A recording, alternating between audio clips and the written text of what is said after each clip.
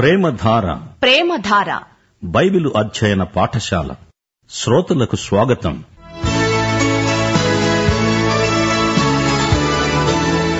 యేసుక్రీస్తు రెండవ రాకడను వివరిస్తూ విశ్వాసులను బలపరిచే ఉద్దేశ్యంతో అపోస్తలుడైన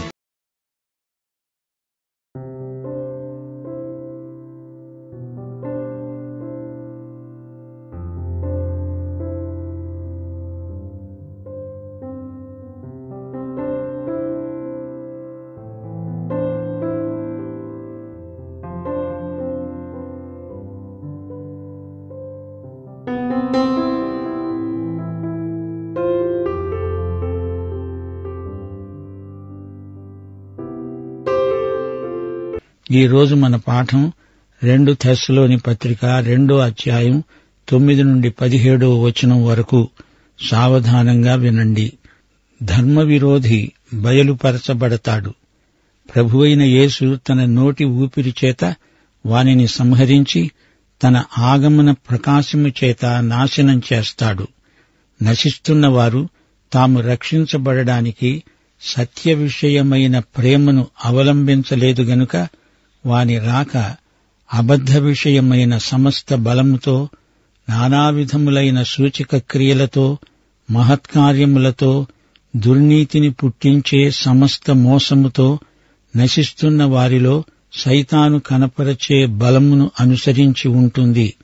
ఇందుచేత సత్యమును నమ్మక దుర్నీతియందు అభిలాష గల వారందరూ శిక్షావిధి పొందడానికి అబద్ధమును నమ్మేటట్లు మోసము చేసే శక్తిని దేవుడు వారికి పంపుతున్నాడు.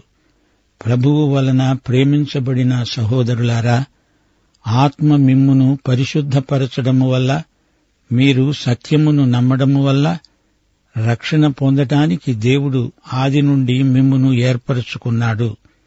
గనుక మేము మిమ్మును బట్టి ఎల్లప్పుడూ దేవునికి కృతజ్ఞతాస్తుతులు అర్పించడానికి బద్ధులమై ఉన్నాము.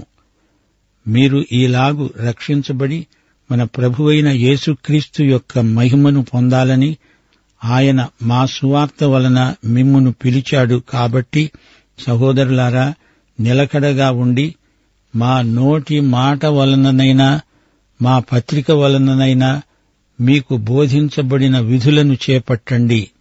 మన ప్రభువైన యేసుక్రీస్తు మనలను ప్రేమించి కృపచేత నిత్యమైన ఆదరణ, శుభ నిరీక్షణ అనుగ్రహించిన మన తండ్రి అయిన దేవుడు మీ హృదయములను ఆదరించి ప్రతి సత్కార్యమందు, ప్రతి సద్వాక్యమందు మిమ్ములను స్థిరపరచునుగాక. ప్రియ శ్రోతలు వింటున్నారా? ధర్మ విరోధ సంబంధమైన మర్మము పనిచేస్తున్నది. లోకంలో గోధుమలు, గురుగులు కలిసి పెరుగుతున్నాయి. దేవుని వాక్యం గురుగులను గోధుమలనుగా మార్చగలదు. ధర్మ విరోధం ఇంకా ఉద్ధృతమవుతుంది. అక్రమం విస్తరిస్తుంది. అయితే పరిశుద్ధాత్మ సంఘంలో ఉన్నాడు. సంఘం ఎత్తబడినప్పుడు పరిశుద్ధాత్మే సంఘాన్ని తీసుకువెళ్లి ప్రభువుకు అప్పగిస్తాడు. ఆ తరువాత పరిశుద్ధాత్మ ఈ లోకానికి వస్తాడు. తన పరిచర్య మరో విధంగా కొనసాగిస్తాడు. ధర్మవిరోధికి అడ్డముండదు. కొంతకాలం ధర్మవిరోధి అనబడే అంత్యక్రీస్తు బరితెగిపోతాడు. ధర్మవిరోధి బహిరంగంగా పనిచేస్తాడు. వీడే అంత్యక్రీస్తు. వీడు నియంత. యేసుక్రీస్తు వచ్చి వాణ్ణి సంహరిస్తాడు. యేసు ప్రభువు తన రాజ్యాన్ని స్థాపిస్తాడు. యేసు నోటి ఊపిరి తాకి వాడు నాశనమవుతాడు. నోటి ఊపిరి అంటే పదునైన దేవుని వాక్య ఖడ్గమే. యేసు ప్రభువు తిరిగి వచ్చి తానే సజీవ వాక్యమై అంత్యక్రీస్తును సంహరిస్తాడు. యేసు ప్రభువు యొక్క ఆగమన ప్రకాశము అంత్యక్రీస్తును నాశనం చేస్తుంది. యేసు రాకడలో మహత్తరమైన ప్రకాశ శక్తి నిక్షిప్తమై ఉన్నది. తీతు పత్రిక 2:11 అంటోంది, సమస్త మనుష్యులకు రక్షణకరమైన దేవుని కృప ప్రత్యక్షమైంది. కృపాసహితమైన మహిమాన్వితమైన యేసు ఆగమనము అపారమైన శక్తి గలది. ఆయన మొదట తన సంఘాన్ని లోకము నుండి మధ్యాకాశానికి పరిశుద్ధాత్మ ద్వారా తెప్పించుకుంటాడు. ఆ తరువాత ఆయన వచ్చి తన రాజ్యాన్ని స్థాపిస్తాడు. ఆయన మొదటి రాకడను గమనించండి. ఆయన ఒక శిశువై బెత్లెహేముకు వచ్చాడు. ఆ తరువాత తన 30వ ఏట బహిరంగ సేవ ఆరంభించాడు. దేవాలయంలో ప్రవేశించాడు, శుద్ధి చేశాడు. అలాగే ఆయన రెండో రాకడలో కూడా 2 ప్రాముఖ్యమైన ఘట్టాలు ఉన్నాయి. మొదట తన సంఘాన్ని మధ్యాకాశానికి పిలుస్తాడు. ఆ తరువాత ఆయన ఈ భూమిపైకి వస్తాడు, తన రాజ్యం స్థాపిస్తాడు. అప్పుడు అంత్యక్రీస్తు నాశనమవుతాడు. యేసు ప్రభువు యొక్క ఆగమన ప్రకాశము అతణ్ణి సంహరిస్తుంది. వీడెవడు? అంత్యక్రీస్తు, శైతాను మనిషి, పాప పురుషుడు, అధర్మానికి పెట్టింది పేరు. వాడు చెలరేగుతాడు. వాని రాక బలమైనదిగా కనపడుతుంది. వాడు అబద్ధాల పుట్ట. వాడిది సైతాను బలం. నానావిధములైన సూచక క్రియలతో, మహత్కార్యములతో నకిలీ అద్భుతాలు చేస్తాడు. అతీతమైన బలాన్ని కనపరుస్తాడు. స్వస్థతలు చేస్తాడు. అద్భుతాలను ప్రదర్శిస్తాడు. నీళ్ల మీద నడుస్తాడు. గాలిని కూడా స్తంభింపచేస్తానంటాడు. శ్రోతలు, మీకు జ్ఞాపకముందా? సైతాను బలమైన గాలిని ప్రయోగించి యోబు కుమారులను కుమార్తెలను హతం చేశాడు. అంత్యక్రీస్తు చేసే అద్భుతాలు సైతాను శక్తితోనే చేస్తాడు. అద్భుతాలు చేసేవారు కొందరు పరలోకము నుండి కాదు, సైతాను పంపితే వచ్చినవారు. సైతాను అంత్యక్రీస్తుకు సూచక క్రియలు, మహత్కార్యాలు చేసే శక్తినిస్తాడు. మనం అద్భుతాల యావలో పడకూడదు. క్రీస్తు వైపు చూడండి. ఆయన యందు విశ్వాసముంచి నడవండి.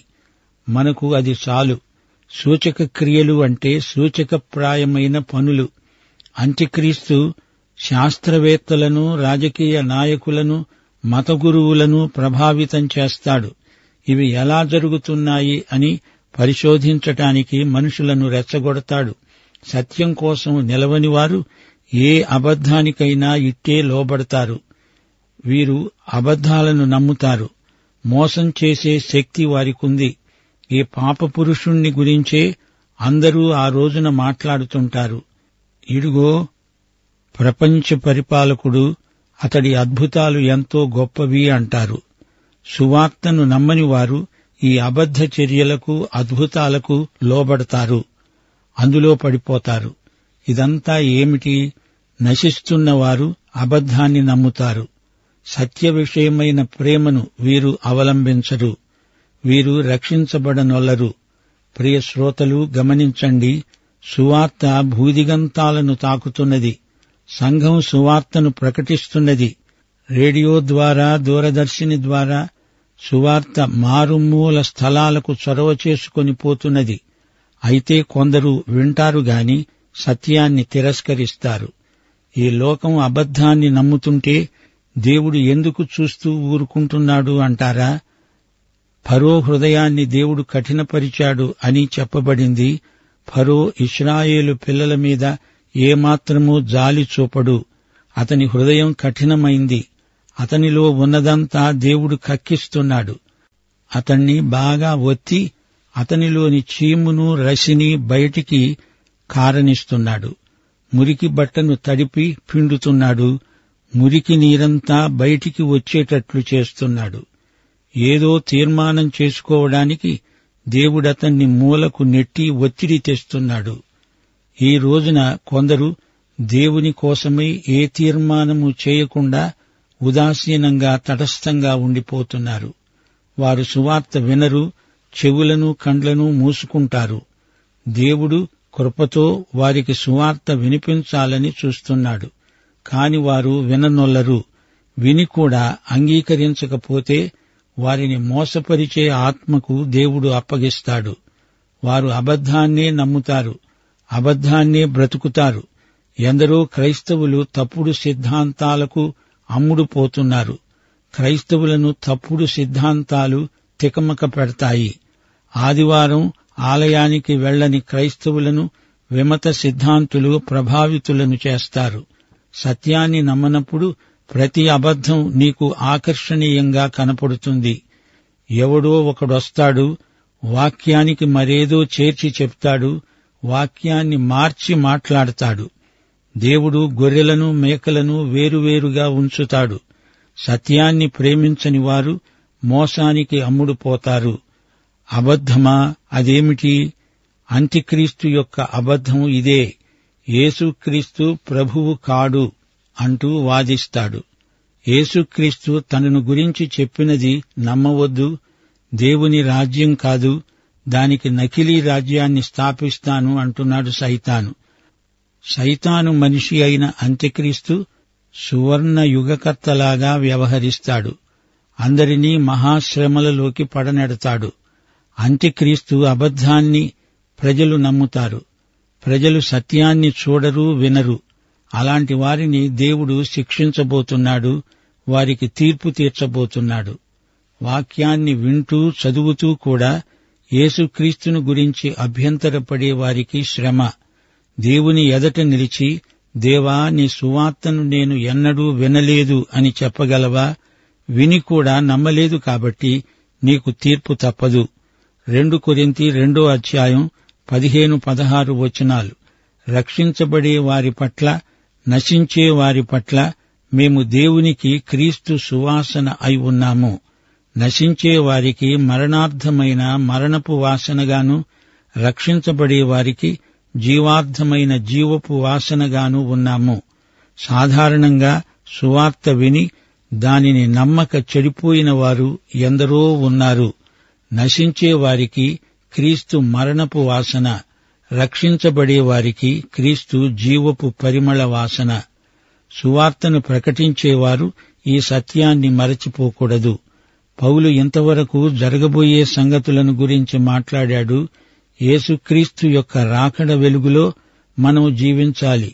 రాకడ కోసం కనిపెట్టడం అంటే పనులన్నీ మానేసి ఇంటి కప్పు మీదికెక్కి కన్నులు పైకెత్తి ప్రభువా రా అంటూ ఎడతెగక చెబుతూ ఉండడం కాదు. యేసు రాకడను నిరీక్షించేవారు వాక్యాన్ని గురించి, తమ ప్రవర్తనను గురించి, తమ పనిని గురించి శ్రద్ధ వహించాలి. ప్రియ శ్రోతలు వింటున్నారా? తెస్సలోని సంఘస్థులు వాక్యాన్ని అంగీకరించారు. అది మనుషుల వాక్యం కాదు, నిజంగా అది దేవుని వాక్యమే అని నమ్మారు. దేవుని వాక్యాన్ని అంగీకరించారు. ఆత్మ మనలను పరిశుద్ధపరిచాడు. ఆది నుండి దేవుడు మనలను రక్షణార్థమై ఏర్పరచుకున్నాడు. దేవుడు మనలను పిలిచాడు. సువార్తే దేవుని పిలుపు. యేసుక్రీస్తు మహిమను పొందడానికి మనము పిలువబడ్డాము. గతకాలం, వర్తమాన కాలం, భవిష్యత్ కాలం, ఈ 3 కాలాలు మన రక్షణలో ఇమిడి ఉన్నాయి. రోమాపత్రిక 8వ అధ్యాయంలో ఈ సత్యం తేట తెల్లం చేయబడింది. 28 నుండి 31 వచనం వరకు. దేవుణ్ణి ప్రేమించేవారికి, అనగా ఆయన సంకల్పము చొప్పున పిలువబడిన వారికి మేలు కలగడానికి సమస్తము సమకూడి జరుగుతున్నాయని ఎరుగుదుము. ఎందుకనగా తన కుమారుడు అనేక సహోదరులలో జ్యేష్ఠుడవాలని దేవుడు ఎవరిని ముందు ఎరుగునో వారు తన కుమారునితో సారూప్యము గలవారు కావాలని వారిని ముందుగా నిర్ణయించాడు. ఎవరిని ముందుగా నిర్ణయించాడో వారిని పిలిచాడు. ఎవరిని పిలిచాడో వారిని నీతిమంతులుగా తీర్చాడు. ఎవరిని నీతిమంతులుగా తీర్చాడో వారిని మహిమపరిచాడు. ఇలా ఉండగా ఏమంటాము? దేవుడు మన పక్షాన ఉండగా మనకు విరోధి ఎవడు? ప్రియ శ్రోతలు వింటున్నారా? 2 తెస్సలోని పత్రికలో పౌలు ఇదే మాట అంటున్నాడు. దేవుడు మిమ్ములను ఆది నుండి రక్షణ పొందడానికి ఏర్పరచుకున్నాడు. ఇది గతమందు ఎప్పుడో జరిగిన ఏర్పాటు. జగత్ పునాదికి ముందే ఏర్పరచుకున్నాడు. నీవు ఇప్పుడు క్రీస్తును నమ్ముకున్నావు అంటే అదేమీ ప్రామాదికము కాదు. అది అనాది కాలములో దేవుడు చేసిన ఏర్పాటు. కావాలనుకున్నవాడు రావాలి, వచ్చిన వారే ఏర్పరచబడిన వారు, రానివారు ఏర్పరచబడని వారని అర్థం. యోహాను సువార్త 7:37 ప్రభువు పిలుపు, ఎవడైనా దప్పిగొన్న ఎడల నా వద్దకు వచ్చి దప్పి తీర్చుకోవాలి. ఇది దేవుడు రక్షణకై మనలను పిలిచిన విధానం. ఇది తేటగా ఉన్నది. నీవు రాలేదు అంటే నీవు ఏర్పరచుకొనబడలేదు అని కాదు. నీకు దప్పి కాలేదు గనుక దప్పి తీర్చుకోవడానికి రాలేదు. నీకు రక్షకుడు కావాలి అనిపించటం లేదు, అందుకే నీవు రావు. నీకు దాహమైందా? అయితే దప్పి తీర్చుకోవడానికి ప్రభువు వద్దకు వెంటనే రా. ఆత్మ మిమ్ములను పరిశుద్ధపరుస్తున్నాడు. ఇది వర్తమాన కాలం. నీవు పరిశుద్ధుడవయ్యావు, కాని పరిశుద్ధాత్మ నిన్ను దినదినము పరిశుద్ధపరుస్తూనే ఉంటాడు. యేసుక్రీస్తును నీవు స్వకీయ రక్షకుడుగా అంగీకరించినప్పుడు నీవు క్రీస్తునందు ఉన్నావు. అది నీ స్థితి. అది గతమందు జరిగినది. అయితే వర్తమాన కాలంలో పరిశుద్ధాత్మ నిన్ను నీ జీవితమంతా పరిశుద్ధపరుస్తూనే ఉంటాడు. దేవుని ఆత్మ ద్వారా నీవు కృపయందు ఎదుగుతూ ఉంటావు. ఇక మూడవది, సత్యమును నమ్మడం వలన, అనగా దేవుని వాక్యాన్ని చదువుతూ ఉంటావు, వింటూ ఉంటావు. ఇది నీ భవిష్యత్తుకు మార్గదర్శకం, నీ ఎదుగుదలకు, అభివృద్ధికి ఆధారం. ప్రభువైన యేసుక్రీస్తు యొక్క మహిమను మనము పొందాలని ఆయన మనలను పిలిచాడు. సువార్త ద్వారా మనలను పిలిచాడు. మహిమ పొందడం అనేది భవిష్యత్ సంఘటన. సంఘము ఎత్తబడినప్పుడు మహిమ. 1 యోహాను 3:2 ప్రియులారా, ఇప్పుడు మనము దేవుని పిల్లలమై ఉన్నాము. మనమిక ఏమవుతామో అది ఇంకా ప్రత్యక్షపరచబడలేదు గాని ఆయన ప్రత్యక్షమైనప్పుడు ఆయన ఉన్నట్లుగానే ఆయనను చూస్తాము గనుక ఆయనను పోలి ఉంటామని ఎరుగుదుము. కొలసీ పత్రిక 1:27 చెప్పబడింది. అన్యజనులలో ఈ మర్మము యొక్క మహిమైశ్వర్యము ఎలాంటిదో అది, అనగా మీ అందున్న క్రీస్తు మహిమ నిరీక్షణ అయి ఉన్నాడనే సంగతిని దేవుడు తన పరిశుద్ధులకు తెలియపరచగోరి ఇప్పుడు ఆ మర్మమును వారికి బయలుపరిచాడు. ఇది మహిమ నిరీక్షణ, భవిష్యత్తులో మనకు కలగబోయే మహిమ. ప్రియ శ్రోతలు, క్రీస్తునందు మనకు ఎంతటి మహోజ్వలమైన భవిష్యత్తు ఉన్నదో చూడండి. మనము రక్షించబడ్డాము, రక్షించబడుతున్నాము, రక్షించబడతాము. మన రక్షణ త్రికాలాత్మకమైనది. పౌలంటున్నాడు, నిలకడగా ఉండండి. నోటి మాటతో చెప్పాము, పత్రిక ద్వారా బోధించాము, ఈ విధులను పాటించాలి. నేను మీతో ఉన్నప్పుడు చెప్పిన మాటలు మీరు పాటించండి. ఈ మంచి సాంప్రదాయాన్ని పోగొట్టుకోకండి. దేవుని వాక్యం మిమ్మలను బలపరుస్తుంది. మీరు స్థిరంగా నిలవాలి. యేసుక్రీస్తు మన తండ్రి అయిన దేవుడు మిమ్మలను ఆదరిస్తారు. యేసుక్రీస్తు మన ప్రభువు. ఆయన మనలను ఎంతో ప్రేమించాడు. యేసు కృప మనకు నిత్య ఆదరణ. మన తండ్రి అయిన దేవుడు మనకు శుభనిరీక్షణ అనుగ్రహించాడు. మన హృదయాలను ఆదరించేవాడు మన తండ్రి, ఆయన కుమారుడైన యేసుక్రీస్తు. ప్రతి సత్కార్యానికి, ప్రతి సద్వాక్యానికి మనలను ఆయత్తపరుస్తాడు, స్థిరపరుస్తాడు. ప్రభు అయిన యేసుక్రీస్తు మన హృదయాలకు ఆదరణ, ఓదార్పు కలిగిస్తాడు. తన వాక్యం ద్వారా మనలను స్థిరపరుస్తాడు. మనము మంచి మాటలు చెప్పగలము, మంచి పనులు చేయగలము. దేవుని వాక్య అధ్యయనము మనలను సేవలో ఎంతగానో బలపరుస్తుంది, స్థిరపరుస్తుంది. దేవుని వాక్యము మనకు ఆదరణ, మనకు క్షేమాభివృద్ధి. దేవుని వాక్యములో మనము నిలకడగా ఉండాలి. ప్రతి కొత్త సిద్ధాంతానికి అమ్ముడు పోకూడదు, ప్రతి గాలికి కొట్టుకొని పోకూడదు. మన మనసులు, హృదయాలు క్రీస్తునందు కేంద్రీకరించబడి ఉన్నాయి. కనపడ్డ ప్రతి పుస్తకము చదివి అడ్డమైన ప్రతి బోధకుని మాట నమ్మితే చంచల మనస్కత అలవడుతుంది. విశ్వాసమందు మనలను స్థిరపరిచే వాక్య అధ్యయనం మనకెంతైనా అవసరం. దేవుని పని చెయ్యాలంటే దేవుని వాక్యం మనలో సమృద్ధిగా నివసించాలి. 2 తెస్సలోని పత్రిక 3వ అధ్యాయంలో విశ్వాసుల ప్రవర్తనను గురించి చెప్పబడింది. ఆయన వాక్యం చదవనివాడు యేసు ప్రభువు వస్తాడని పదే పదే చెప్పి ఏమి ప్రయోజనం? నీ విశ్వాసం సన్నగిల్లుతుంది. నీవు సరిగా పనిచెయ్యలేవు. యేసు వస్తాడని నిజంగా నమ్మినవాడివైతే ఆయన కోసం మంచి పని చెయ్యి, మంచి మాటలు చెప్పు. రేపు ఆయన వస్తాడు. ఈ రోజున ఆయన కోసం ఏమి చేస్తావు? ఎంత మంచి పని చేస్తావు? ఆయన వస్తాడని ఆకాశము వైపు తేరిచూచి ఏమి ప్రయోజనం? ఆయన రాకముందు ఆయన నీకు అప్పగించిన పని నమ్మకంగా చెయ్యాలి.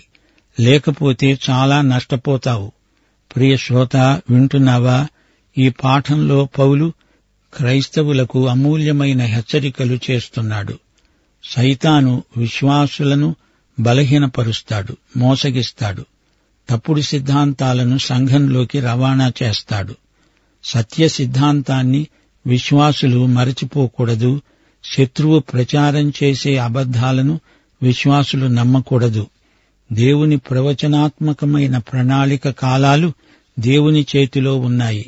సంఘము తీర్పు కిందికి రాదు. దేవుని ఆత్మ ఆయన కార్యక్రమాన్ని ఈ లోకంలో అమలుపరుస్తున్నాడు. దేవుని వాక్యములో సత్యాలను మార్చి మాట్లాడే ప్రవక్తలను నమ్మవద్దు. దేవుని వాక్య సత్యముపై నిలిచినవాడు సైతాను అబద్ధాలను నమ్మడు. దేవుని ప్రజలు నిశ్చయత గలవారై భవిష్యత్తును ఎదుర్కోగలరు. నిరీక్షణ, ఆదరణ మనకు కలగాలంటే దేవుని కృపను సమృద్ధిగా పొందాలి. ప్రియ సోదరీ సోదరులారా, శ్రోతలారా, వింటున్నారా?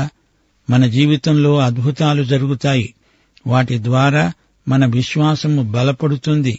కాని అద్భుతాలన్నీ దేవుని వద్ద నుండి వచ్చినవని భ్రమపడకండి. క్రీస్తు చేసిన అద్భుతాలు క్రీస్తు ఉద్దేశాన్ని నెరవేరుస్తాయి. అనగా ప్రజలను మారు మనస్సుకు నడిపిస్తాయి. విశ్వాసం బలపడడానికి దోహదపడతాయి. అంత్యక్రీస్తు ఎన్నెన్నో అద్భుతాలు చేస్తాడు.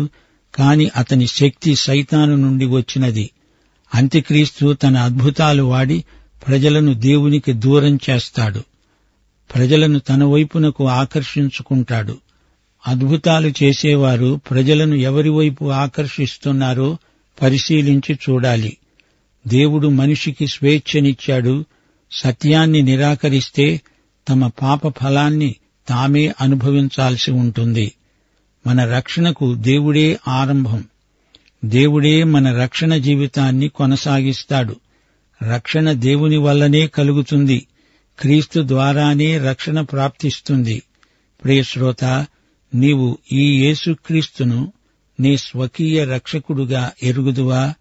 అయితే ఈ పాఠమంతా నీకోసమే. పాఠం సమాప్తం. మన ప్రభువైన యేసుక్రీస్తు వారి కృప, తండ్రి అయిన దేవుని ప్రేమ, పరిశుద్ధాత్మ యొక్క అన్యోన్య సహవాసము మనకందరికీ సదాకాలము తోడై ఉండునుగాక.